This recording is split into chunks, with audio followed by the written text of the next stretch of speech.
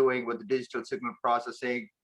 Heck with it, I wrote a letter to Mr. Nadar saying that, hey, you seem to be working on these projects. I've done some research work on this. I'm interested in joining your company and I can help you. A week later, I landed in a job at HCL.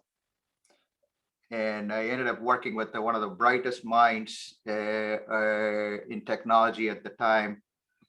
And there's a gentleman by name, Mr. Raman, who was the vice chairman of the company. His Hall of Fame is he's the guy who brought Unix operating system to India.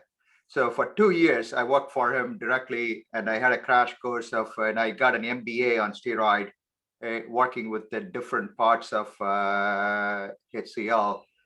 And so that's my background. My link to HCL, Mr. Nadar, and my closest relationship with the SSN. Of course, one of my nephew graduated from SSN too a few years back. With respect to Computer Society of India, you may not even know there is a programming language called Fortran that existed, and they gave me an award for being the best Fortran programmer of that time. And there was a competition that I participated and I won that award. Probably Fortran programming stopped being used right after I won that award, so it didn't really do much for me career-wise. So anyway, that's about me. So what I do at Paratech Pharmaceutical, the best way to explain it, we're a pharmaceutical company. I work mostly on the business side of the company, less on technology, less on research and development as it relates to pharmaceutical drug. So I have a few different responsibilities in the organization. One, obviously technology is part of my remit. Protecting against cybersecurity threats is the other big part of my job responsibility. That's one thing that keeps me up at night. All other things I could live by. If I make a mistake, it's okay. I can always have time to recover. When it comes to cybersecurity threats, it's a asymmetrical problem. It doesn't matter how many times I successfully protected the organization from a threat. It's just the one threat that I could not protect will determine whether I have a job or not. And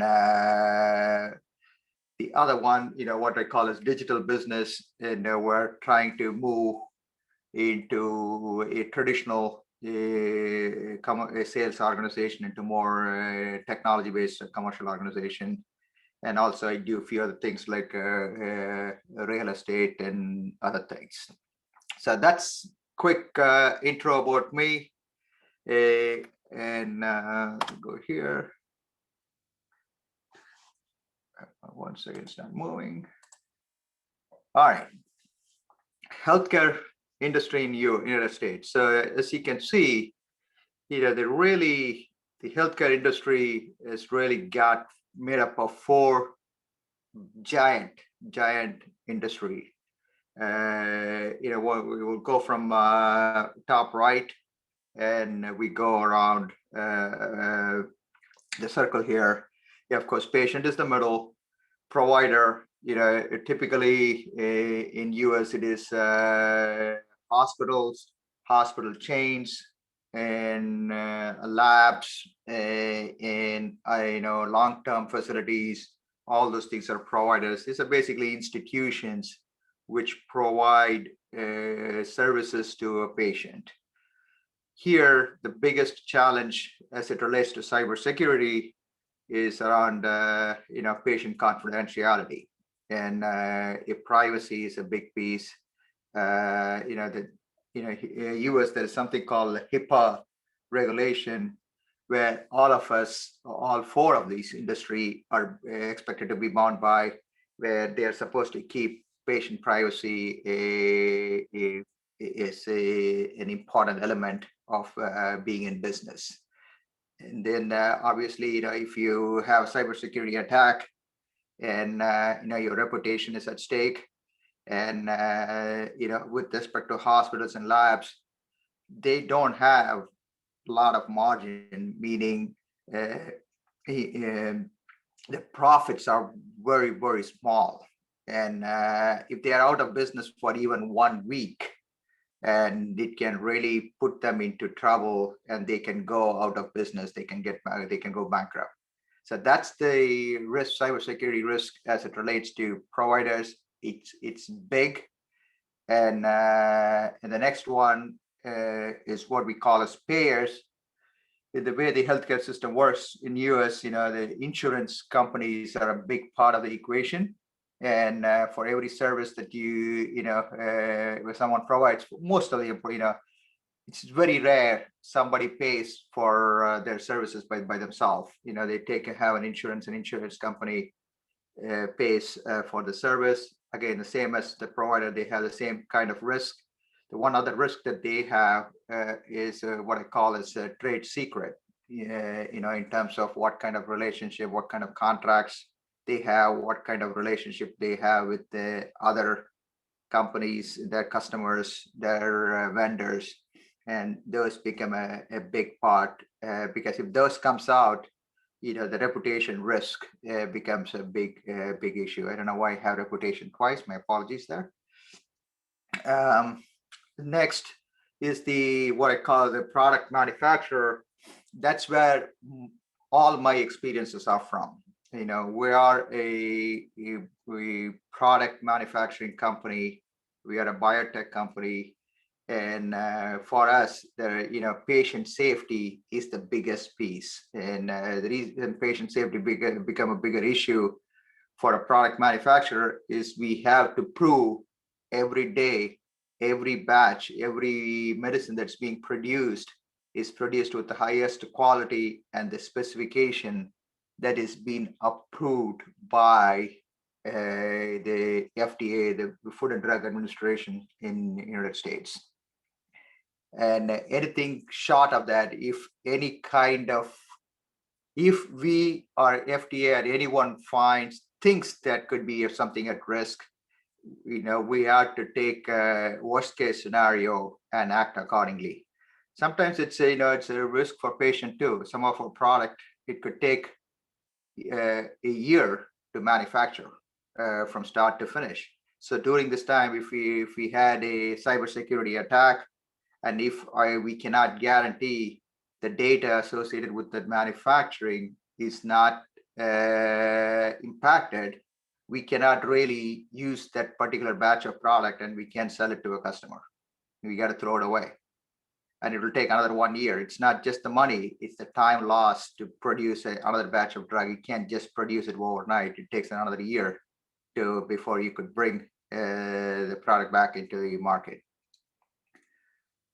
The last one, the other one about the product manufacturing is the data integrity, where when we do clinical trials, we had to make sure the data is clean, is safe, and it's controlled. No one had the ability to update or make changes to the data.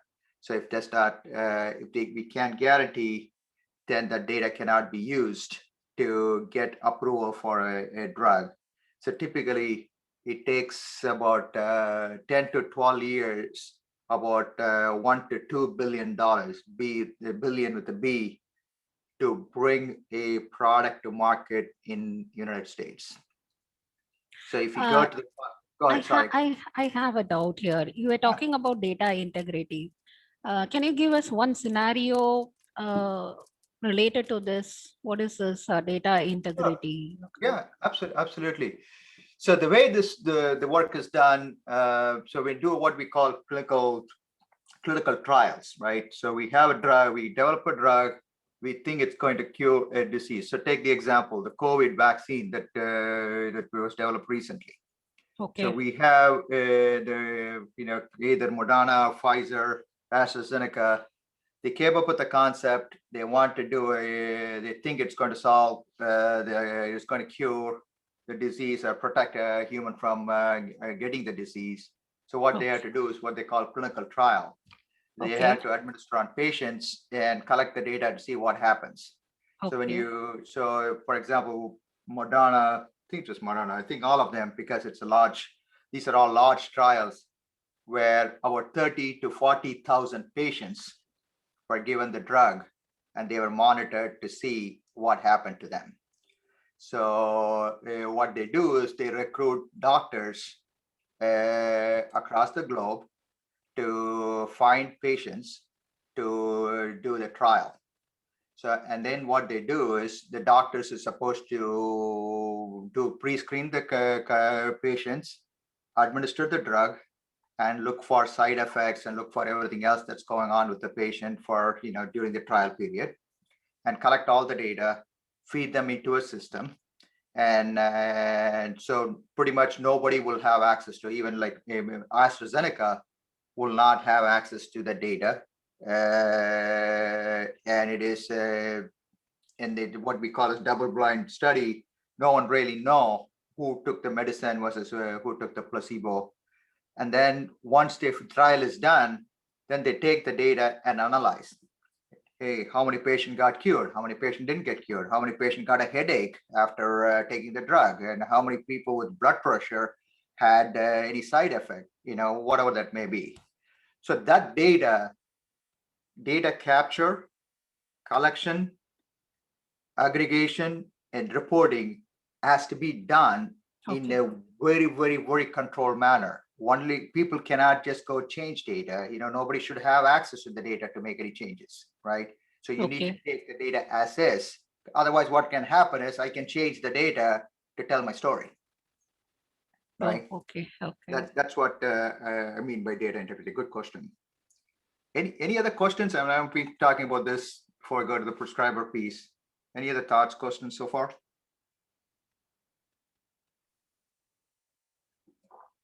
All right.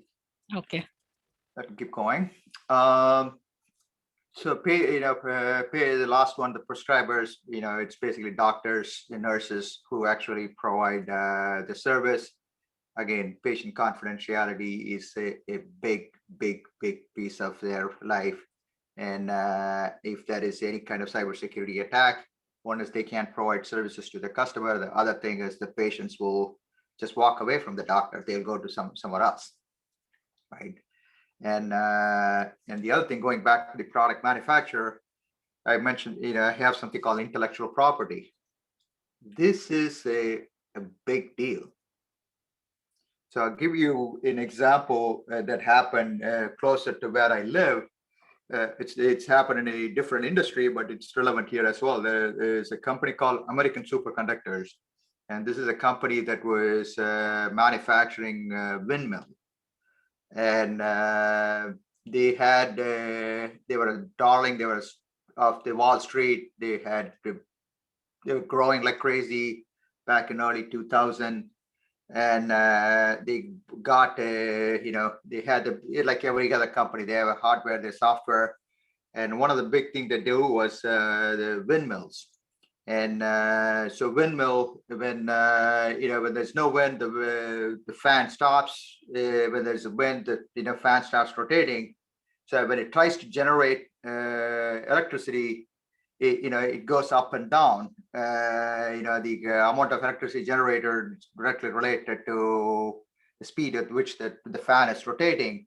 And suddenly from 0 to suddenly the fan starts rotating at, let's say, 100 RPM, it generates a shock in the system. So they came up with the technology, hardware and software to make sure to smoothen it out so that it doesn't matter what the speed of the wind turbine is. You get the same standard constant electricity coming out of that from the system. They used to manufacture the product in a foreign country, and they had the software. The R&D team was in US. And one of this foreign country is a big customer of them, and they placed an order for $1 billion. And then what happened was they shipped the first product.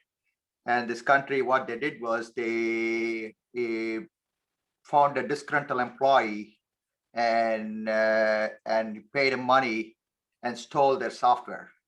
And a year later, they basically, what they did was they canceled the entire order, and they started their own company producing the same wind turbine with the software they stole. from this company. Suddenly this company just collapsed and went bankrupt. So that's a worst case, right? Correct. Right. That's so this, where, the cybersecurity threat it's just not just about reputation risk, right? It's not about, I know each one has got a different level of tolerance in terms of losing their privacy and their data and whatnot. But it can really make or break you as a company. Sir, Yeah. sir, if commercially on a large scale, if such a big loss is there, wouldn't there be like legal systems to curb this? Yeah. So look, from a legal system, this is where, as a human society, we has not evolved yet in the world in which we live in today, that you guys are going to be in workforce in the near future. The legal system are bound by your country borders, right? The US laws are applicable only in US, right? That's why I said it's a third party actor from a foreign country. What are you going to do? Are you going to sue the foreign company in the foreign country? And if that is actually, that foreign company is actually partly owned by the foreign government, where rules and regulations are not as rigidly followed, enforced, like your home country, right? Okay, sir, I get it. Right, and that's one. And the other piece is, look, there is these things are still evolving. Let's take data privacy as an example. So let's say I use a credit card and you went to Amazon.com and I bought Kellogg's cereal, and it was shipped to me using a FedEx truck. Okay, so now I have myself, I have my bank, and I have Amazon.com, we have Kellogg's, we have FedEx. But in the data that I purchased a Kellogg cereal box for $2, whose data it is? Is it my data because I bought it? Or is it my bank that facilitated the transaction? The data belongs to the bank. Or is it Amazon.com, which facilitated the transaction between me and Kellogg's? It is their data. Or is it Kellogg's who actually shipped the product to me, right?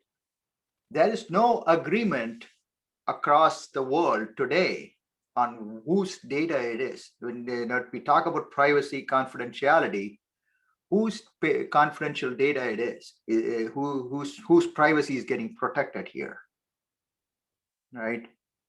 We live in a system, we are evolved, and where our laws and regulations have not caught up with it. Right. So since many stakeholders are there, so it is very difficult to spot it, right? Correct. Yeah, it can. It can happen anywhere, right? Going back to my example of a clinical trial, there are three people in a clinical trial. You think about it. There are three. Me as a manufacturer, I go recruit a clinic to run a clinical trial, and they use a doctor to help assist with that, and then a patient is used. So there are four parties here, right? And everyone needs to protect. Ultimately, the manufacturer is spending $1 billion and has spent about 15 years trying to develop this drug. But all of them have access to the data, either some portion of it or all portion of it. And every record has to be protected, every record, right? And ultimately, who is going to get the profit or a loss if one of this is broken into is the manufacturer, Oh, right? Because he or she is the one puts the capital initially to develop the drug, right? okay. So that, that's it's a big, it's a big problem, right? So speaking of, the other example I can think of, speaking of the rule, laws and regulation, there's a recent issue that happened. A company called Merck Pharmaceutical, you probably may know this. They're a giant pharmaceutical company. They operate in about 190 countries around the world. Well-known company, a reputable company. And in 2019, they had a ransomware attack happen in the company. It's pretty much shut down entire operations. Manufacturing plants were shut down. Their R&D equipments were shut down. People were not able to work. And the total loss to the company was about $1 billion with a B. They had insurance against cyber threats. And the insurance company came and said, no, we're not paying you. And why? Because they found out the issue was the Russian government trying to infiltrate into Ukrainian government. And while they're trying to do that, they somehow gotten into the Merck's office computer in Ukraine, which was within the entire Merck network. And through that, it infected every Merck offices. So during the time when Ukraine was attacked, US government, the press secretary, I forget who it was, during a news conference, at this time we did not even know Merck attack was because of this, something originated from Ukraine. The US government declared that the attack on Ukraine is an act of war by Russia.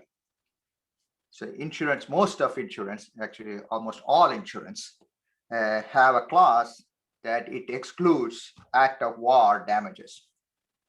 So they say all 3 or 4 insurance companies where Merck has insured for cybersecurity, all of them said that we're not going to pay you because it's an act of war. And so we're not liable to pay you for the damages that you incurred, right? So here's a perfect example, even though this is within the country, to your point about legal system, the legal system does not protect, even if you are within the same country, right? Because you have not contemplated all the different scenarios that can lead you to those issues. Does this make sense? Okay. Good question. So since we're still on this topic, does like the blame kind of get attributed to like one specific employee or like a division of employees if like a huge cybersecurity attack happens on a company? Yeah, look, you probably heard the statistics. Most of the cybersecurity attacks are caused by a human error, right? And what are you going to do, right? If an employee does it, a lot of times, some employees do it with a malicious intent. That's different, right? Somebody, take the example of American Superconductor story that I was telling you about. That's really a Chinese government paid an employee and their payroll and make him steal the software from the company and to give the source code to Chinese government, right?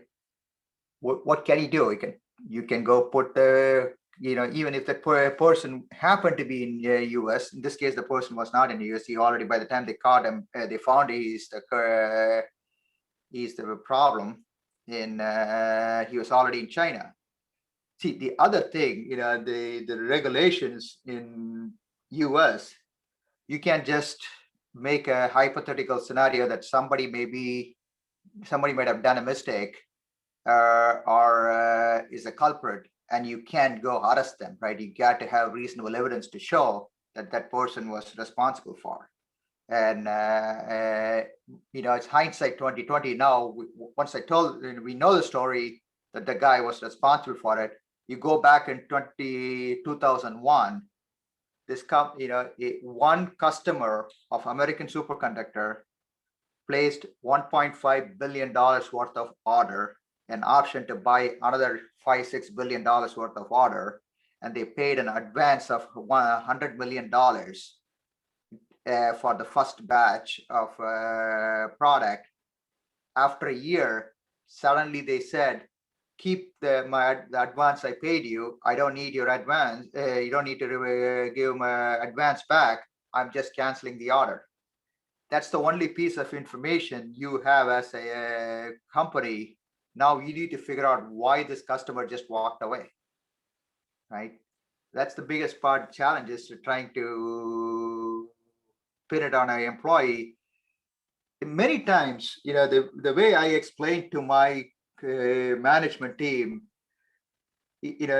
what keeps me up at night every day is the employee making a mistake. So the analogy that I give is, we all know that we have to obey the road speed limit in US, in streets. There is a red light, we are supposed to stop. You're not supposed to make a turn. If there is a stop sign, you're supposed to stop, look both ways, and before you move. We learned that the day we get our license, and we've been doing this forever and ever. Just one day, one lapse of judgment, either you're distracted, you're thinking about something,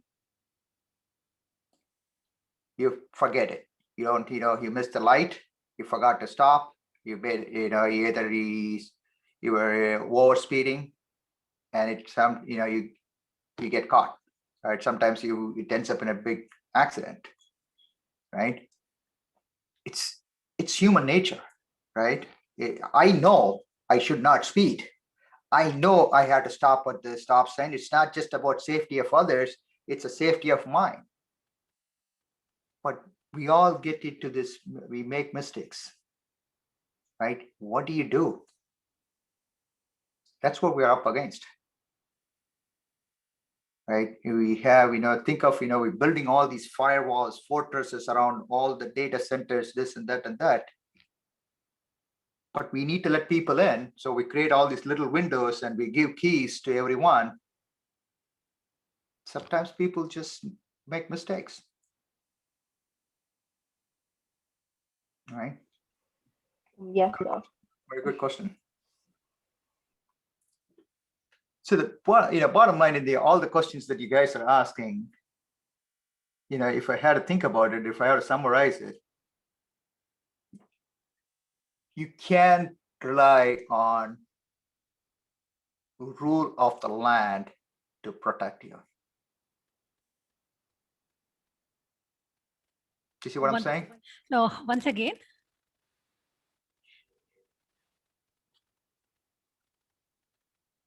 Can you repeat it? We didn't get it. Sorry, what I'm saying is, all the questions you asked about legal and other questions that you were asking, if I had to summarize it, you can't rely on the rules of the land, right, to protect a citizen or a company from a cybersecurity threat, right? We can't rely on the government, can't rely on the law enforcement, police, lawyers, courts to protect you. They are powerless. Okay. Right? So that's where the stakes are so high. The way we have, as a human society, I use the word liberalism, right? Where human empowerment, government, elected bodies, and we all believe this is the right way to do this. We have a rule of the land.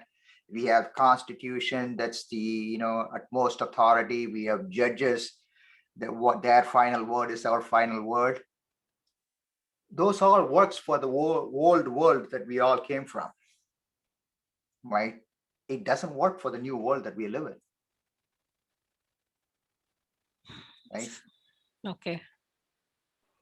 So it's just be safe because you can't do anything else. Yeah, that's one way. The other way to say it is, guys, we need you. You are the generation who needs to help us solve this problem. Technology needs to help solve this technology problem. Laws and other means will not solve it, right? And there is we need to have the creative minds of yours, untainted brains of yours need to come up with the new way of doing things. It could fundamentally, I think we have fundamentally the way we think about cybersecurity, fundamentally the way we think about technology, computation, all those things have to be changed to really get to where we need to protect ourselves from these threats. I'm too old to tell what the answer is. Your generation is the one who is well equipped to do this, right? When you're the days when I was in college, I did not have internet, right? We had to physically go. The Madras University will have a book, they recommended books for a class. These books, we were the last batch of the curriculum that Madras University had when I was studying. So it was 5 years old, right? The books did not even exist. We had to go run to Madras University's. They had a big library. We had to go there, or we go to the British Council or US Council. There are 3 libraries that we can go to find out whether these books existed, right? You guys have everything on fingertip, right? And so, you have the tools, you have the mindset, you have the opportunity. I think, the only way I personally think we are going to get out of this jam is that your generation is the one who's going to get us out of this jam. Hope so. Yes. I am very confident, Professor. Sure, we are also trying. All right, so let's keep this moving a little bit. So, a quick, you maybe already know this, I do this with all the interns coming into my company. A lot of times people don't know what a company made of and and what is the role of IT. And here's, you can think here, this is a typical pharmaceutical company. You have R&D. There is really R&D is 2 different departments in my mind. One is the research department, which who develop a concept. Development department is the one which actually runs the clinical trial, making sure the product is good, and they know how to reduce the product. And then they give it to the manufacturing department, who manufactures the product, and give it to sales and marketing department to promote. And then what we call stakeholder services. It could be patient, it could be doctor, it could be anyone that you provide services to. Of course, you have legal, compliance and IP to protect the company. You have HR to take care of people. You got finance department, which counts, making sure the money's accounted for properly. All of them use technology, right? And you think about it, within each of these departments, the cybersecurity threat is real. Its stakes are different, and and what it takes to protect is going to be different.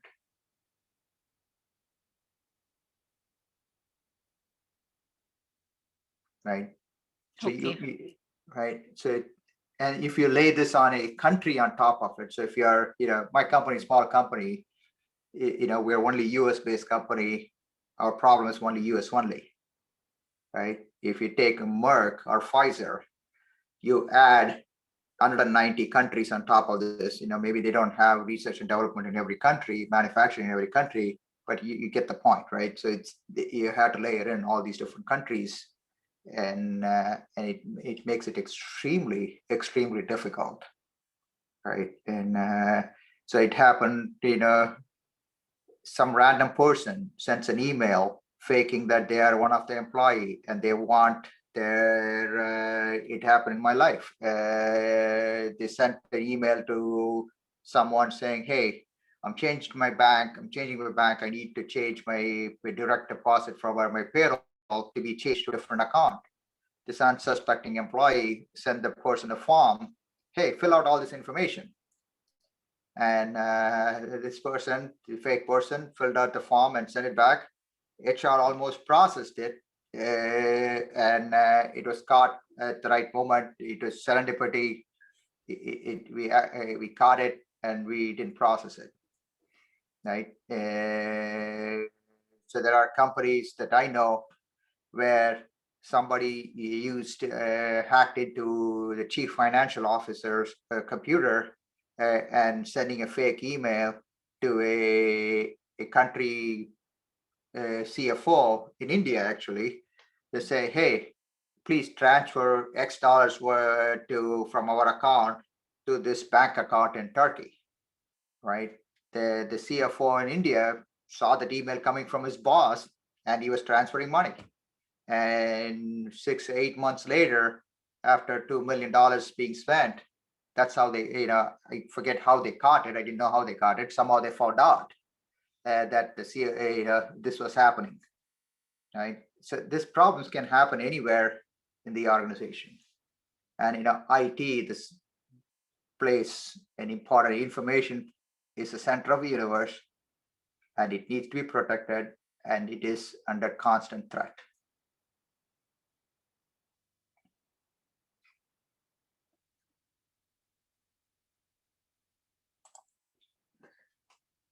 All right, so let's talk a little bit about where we are with respect to cybersecurity threats. When I started the career, the security threats in computers were somebody sharing a password with someone else, right? If you can protect the password, if you keep your password safe, everything is safe, right? But we live in a different world today, right? We have, nation states. You probably heard the stories about Israeli government hacking into Iranian nuclear center and, crashing the system or doing whatever. I'm sure you heard something about recently. It happened in India where Chinese government hacked into the Bombay electrical distribution system where they shut down electricity for I don't know how many days, a few hours in Bombay. And it was pointed to a Chinese government attack against the border dispute that India is having with China, right? Organized crime. This nation state is a new phenomena. Before I would say the last 10 years, the organized crime, which was primarily the ones that was there between 2000 and 2010, 2015, where you have the criminals from Eastern Europe or other parts of the world, try to steal information so that they can sell it in black market, right? And then you have the hackers. These people have specific cause they believe in, and they want to go prove their point.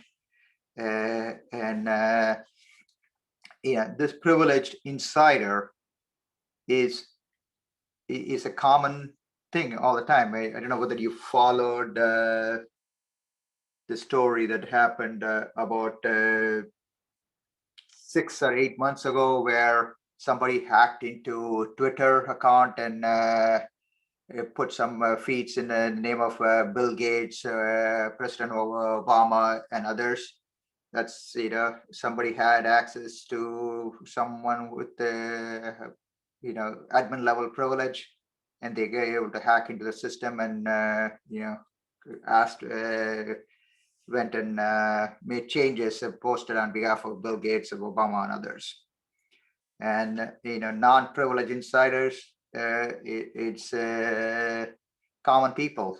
On the example that I gave you about traffic violation, employee gets an email and they click on some link, and next thing you know, the virus spreads across the company, right? Yeah, obviously, natural disaster is a problem, and a technological disaster could be other ones. What I do not have here, there is a new kind of threat that is coming up. What they call, the way the term that industry is using today is called software supply chain risk, right? Think about this, right? Traditionally, the hackers try to break into companies' firewall, get access to the network, or they try to hack into, send a fake email, trying to do something to make an employee to buy and get access to. So people are getting smart in those two areas, right? We build bigger and bigger, better firewall to protect against these threats. And we are educating employees. The email systems have become really sophisticated to identify these kind of emails so that they can even block it before they can enter. So what the bad guys are doing these days is they're trying to get into software companies, software development companies, and without the company's knowledge, add a piece of code in the software. And then, the software production happens with the unsuspecting code in the software. And when a customer or a client like ours or anyone, it could be you buy it, you think it's a reliable source because you bought the software directly from the manufacturer, you install it, you didn't know, you installed a malicious code into your network, and you don't know, nobody knows, and it sits there dormant until someone wants to turn it on, right? And it happened, there is a story, if you can follow it, search for solar wind hacking. It's a perfect example for where the people are hacking into a software supply chain. So for example, if they're buying a software related to pharmaceuticals, so all the pharmaceutical companies will be buying it. Correct. And they want to track all the details about the pharmaceutical companies. Yeah. So that's what you're telling it as a software supply chain. Correct. Look, this is known for humankind for a long time, right? You probably heard all these movies of 1960s and 70s. You would have heard, someone intercept the mail, right? From post office, right? They go read the mail that is coming to someone, right? Or they will send some email in a mail, so they are sending the mail, right? This is done. It's time tested. It has been done forever. I have seen MGR movies where this plot is being used. When the information goes from point A to point B, somebody intervenes and adds something and creates chaos, right? This is there since human existence, but now that's being added to the the software supply chain. So now, how do you defend? Who do you trust? Okay. Right. And so all these things, the risk, as we talked about before, intellectual property risk is the biggest. Reputation risk is, it's a big deal as well. And cash management, a lot of companies which do not have a lot of buffer, they run payroll, pay bills month to month. they don't have 1 year worth of money in the bank to overcome some of these kind of damage, risk. It is life or death for them, right? Staff productivity in the Merck scenario, that the reputation risk and IP is the one, the American semiconductor story I told you earlier falls under that category. The company that I said where the CFO was sending note to the CFO in Mumbai to send money, that's the cash management risk right there.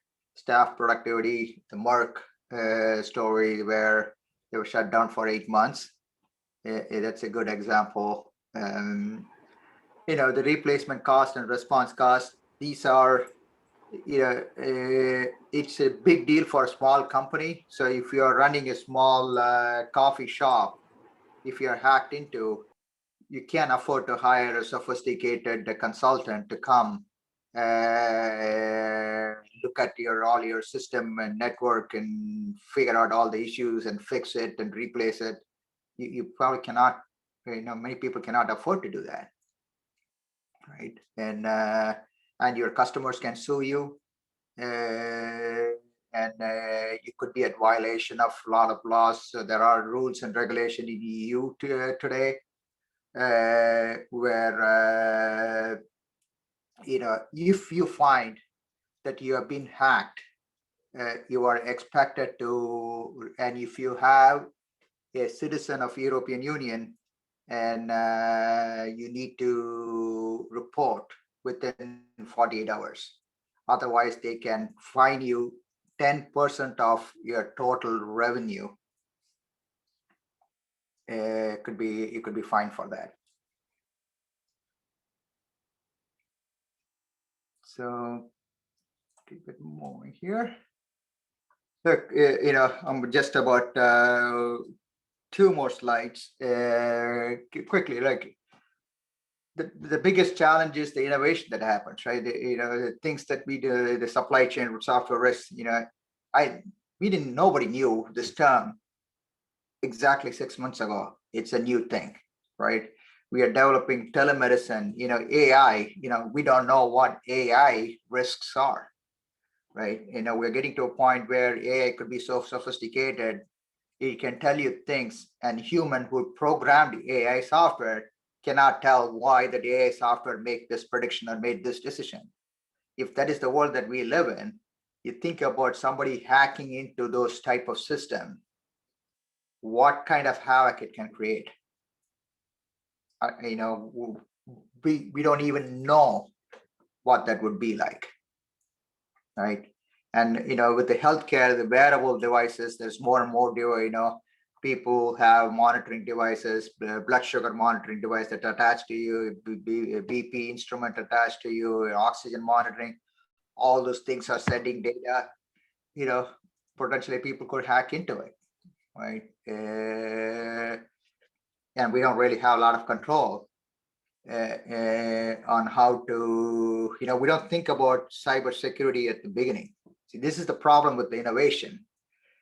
Is innovation does not start with the cybersecurity as a foundation, and that's why we run into a lot of these issues.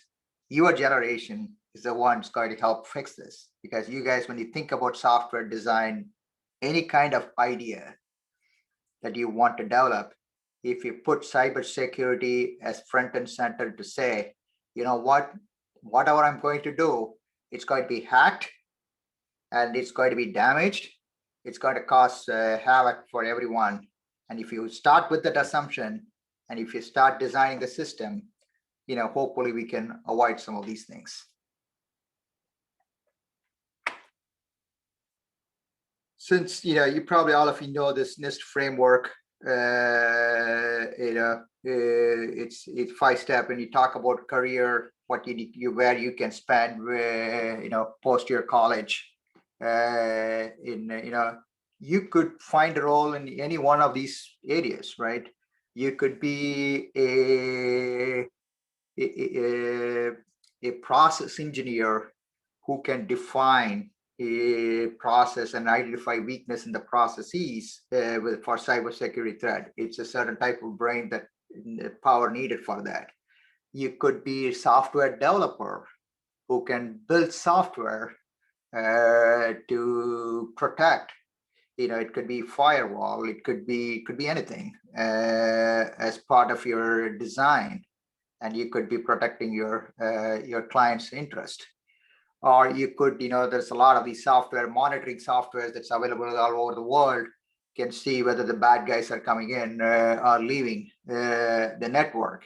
You could be part of that team and developing software or using those software to identify where that problem area is, and you can help with that. So for example, Microsoft, most of the email software do that today. They knew where those bad emails originate from, which country, which city, which office location.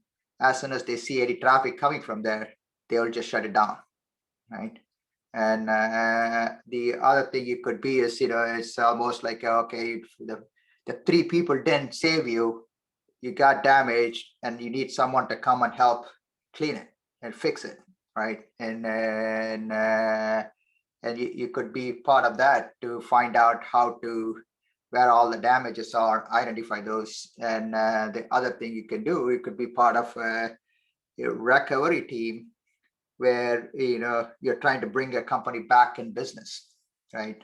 And this is somewhat no different than a company, a industry putting safeguards against fire, earthquake.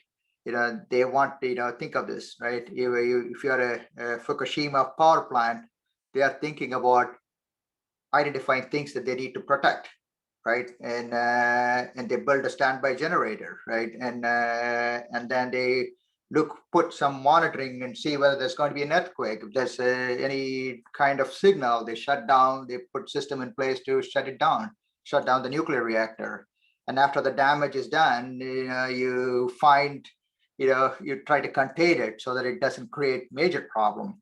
And once that is done, you try to bring the nuclear power plant back in business. This problem structure, the engineering problem, is the same for a nuclear power plant. The engineering problem is the same for cybersecurity. It's no different,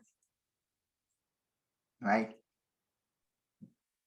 But we have not thought about this world problems that way because we are so busy. Our generation, in the few generation after us, we were not focused on that. And it is your generation who needs to help us to get out of this jam. Any questions on this? I think this one slide you have shown all the directions, so students can take up any directions. So whichever they have interest. So this 5 points, what you have given is a collective way you have presented it as whatever NIST has given. Yep. Very good point for a thought, a food for the thought for the students. Yeah, good. All right, so I think I'm running out of time. Look, this is my closing remark. As I said before, I've been telling this the entire last 1 hour. You are the luckiest generation. You are the one who is going to save us from this mess, and we need you. The beauty of this is the cyber security technology, the entire business model is extremely new. And this is equivalent of personal computer invention of my generation, right? And you probably don't even know what I'm talking about here, called a floppy drive, 8-inch floppy drive, 5.25 inch floppy drive. We were so excited when 8-inch floppy drive became 5.5-inch floppy drive. Instead of storing 360 kilobytes, we could store 1.2 megabytes of storage can be put on a floppy drive. We were excited. We were jumping up and down, right? That's the world that we started. That's the world that is for cybersecurity today, right? So you guys have a tremendous opportunity. It's, only thing I would tell you is, you're all engineers. don't let your engineer in you get in your way. Don't try to predict where it's going to be, what needs to be, what kind of a job I need to take in cybersecurity. Going back to here, should I take one of these 5? Which 5 I should go? Where should I concentrate? Or should I work for Cisco? Should I work in India? Should I go do a master's? Should I work for Microsoft? Or should I work for a small company? Don't overthink it. Anything that you're going to start 2 years from now, at that time, it's going to be completely different because it's so new, right? Just,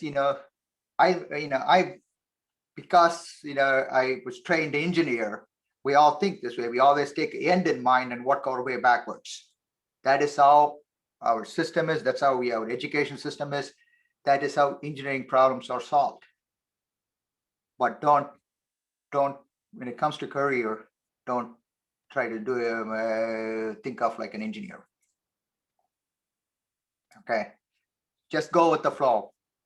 And I think whichever one of these you take or wherever you go, I think you're not going to make a mistake. You're not going to regret it. Okay. Any final questions, thoughts? My apologies. I've taken 2 more minutes of than what I planned. Yeah, we started correctly. I think you come to an end correctly also. Maybe 2 minutes. That's it. I think I have asked the questions from the student side to post it. Later on, I will share with you. Sure. So if there is anything, if the students wants, they can give it to the committee. So the committee will put forward to the speakers. And later we will collect the response and share it with you. Yes, Christina? Yes, sir. Thank you so much for giving us so much insight today. It was